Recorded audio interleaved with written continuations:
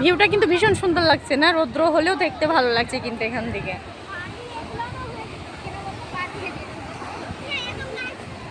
Finally আমরা চলে এলাম দীঘাতে। দেখো বন্ধুরা কত সুন্দর লাগছে দেখতে, ভিউটা মাশাআল্লাহ অপূর্ব সুন্দর।